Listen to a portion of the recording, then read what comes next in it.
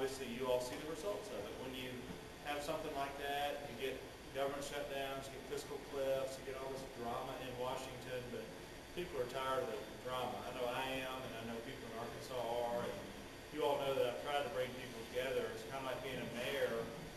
You know, mayors, I think, generally make good congressmen and senators because they it's true. It's true.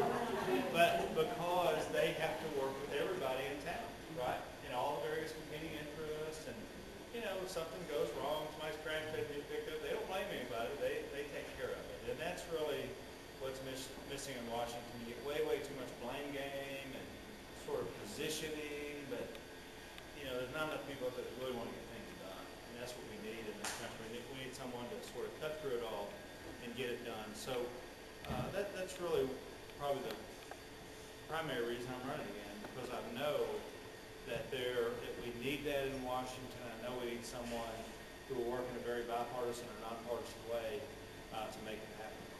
Let me just say a few things real quick. I would say that most importantly, today is the first day of early voting, right? And instead of Arkansas having an election day like we have most of our lives, now we really have an election period. It's 2 weeks. You can get out there and vote anytime. And between now and Election Day, which is on November 4th, and what I would say is this: between now and Election Day, you're going to see 100 people who wouldn't vote unless you ask them to vote, right? So get out there and talk to everybody you see, talk to friends, neighbors, people you work with, people you go to church with, whatever, and encourage people to get out and vote. This is one of those situations that the more people to vote, the better it is for everybody. I mean, it's just great for everybody. The more people are voting. So it's pretty simple, pretty straightforward. The other thing is that we have a real sharp contrast in my race for the Senate this year. You all know me, and you know what I stand for and the kind of things I try to do. And you all know there have been a number of occasions when I've tried to help Columbia County and try to help Magnolia in this region of Arkansas in all kinds of different ways. And I know one of the things that you all are doing is focusing on more regional issues instead of just, you know, your particular city or county, but regional issues, and that's great. That's the way we get things done. And so if something's good for Camden or El Dorado, it's going to be good for Magnolia, and vice versa, and all the way around. So I'm first in line to try to help on all that. My opponent, on the other hand, is very different. And a lot of you all have dealt with him or know of him, and you know that I'm there to help. I'm there to make a difference and try to do what you guys want me to do in D.C. And you know, he just hasn't really been there. It's just pretty much that simple. And we hear stories all over the state. I was actually in North Little Rock, but I saw a bunch of county officials, and we saw some Jefferson County folks. And the Jefferson County folks told us, I asked them about a grant that we helped them with, and they said, oh yeah, you know, that's in process. And I said, did you get the whole delegation to help? And they said, well, Congressman Cotton wouldn't help. I was like, what? He said, no. He said, because his office told us, if we help you, we're going to have to help everybody else. Well, that's what a senator's supposed to be doing. What the congressional delegation is supposed to do is help. I mean, the way I look at it, you know, just candidly, is those are our tax dollars.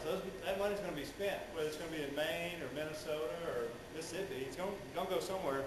Let's get it spent right here in Arkansas. And we can have the conversation about cutting government and doing other things, but as long as that money is going out, let's help Arkansas. Those are our tax dollars being reinvested back in our state. But anyway, one of the things you see in this race that does differentiate the two of us is that I really pay attention to Arkansas, really listen, really focus on the needs of our state. And Congressman Cotton just isn't listening to us. You can see it in his voting record. And he's the only one to vote against the Farm Bill, only one to vote against Violence Against Women Act, only one to vote for, you know, against disaster assistance, only one to vote to increase Medicare and Social Security at age 70. He's owned by the Koch brothers. Well, that's what I was going to say. He's not, it's not that he's just out of touch with Arkansas, which he is out of touch with the state. That's one thing. But he's even out of touch with his own Republican Party. You know, he's the only one to do these things. So the question is, who's he listening to? And he's not listening to us. He's listening to these mega donors and these billionaires who are funding this campaign. And that's what you see over and over and over.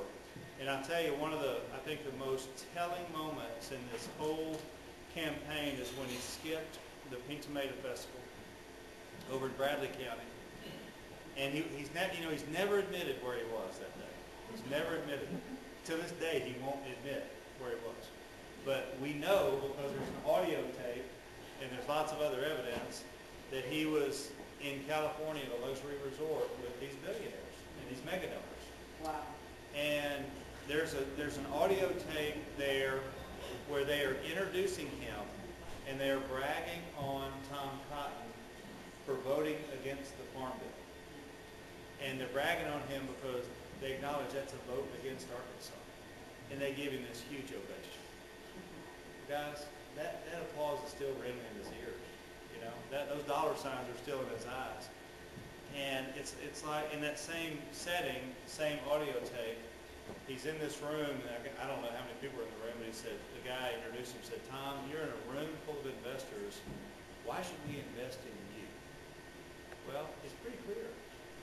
What you're seeing here is a business transaction. Tom Cotton, they're investing in him. When he gets to the Senate, they're going to get 6 years of paydays for this guy.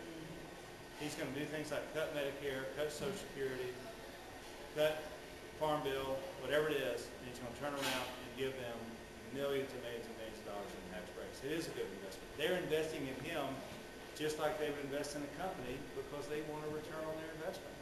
That's their attitude, and like I said, he's entered into this business transaction.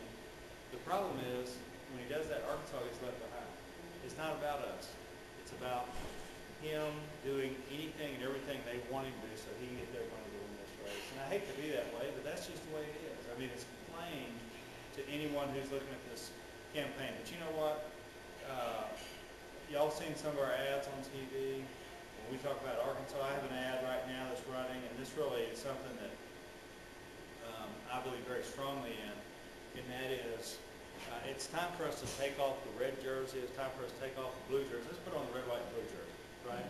I think that's where America is. That's what we need. It's like when I ran for the Senate the first time, I ran an ad that talked about, you know, just because it's a Democratic idea doesn't mean it's a good idea. Just because it's a Republican idea doesn't mean it's a bad idea. Let's take the best ideas wherever they come from and let's put them to work for the country. And again, not many good ideas from the Republicans. well, still, you listen to them and you work with them, and they do have some good ideas. I don't agree with them on a lot of things, but they have some good ideas. Let's work with them. And that's how Bruce has done it, and you see it every day, and what Bruce has done, and it's been good. So that's really how our country is designed to work. We get in here, and in a democracy, yeah, sometimes you have your fusses and your fights, and you clash, but at the end of the day, you get it worked out, and you move on to the next issue. And that's what's really missing in Washington is that bitter partisan divide just goes on day after day after day after day. You can't get out of the mud. But anyway, listen, but that's what this race is about. This race is not about all this national stuff that he wants you to believe it is. This race is about Arkansas. It's about what kind of senator the people of Arkansas want to represent them and how we can do great things for this state. I'm really excited about it, and that comes right back to early voting. You see today, starting early voting, we're already hearing rumors that there's big numbers on the first day of voting. That's great. We think maybe this year, roughly 50% of the voters will early vote. So again, let's don't wait on election day. Maybe we have bad weather that day or whatever. You never know. Something crazy happens. Let's get out and vote now. We can vote now. Let's get there when people have time. You vote on Saturday. Come down to the courthouse, vote Saturday. Let's make it happen. Sooner the better, and the more people vote, the better it is for everybody. So with that, let me just say thank you. I appreciate y'all for being here. It's great to see you.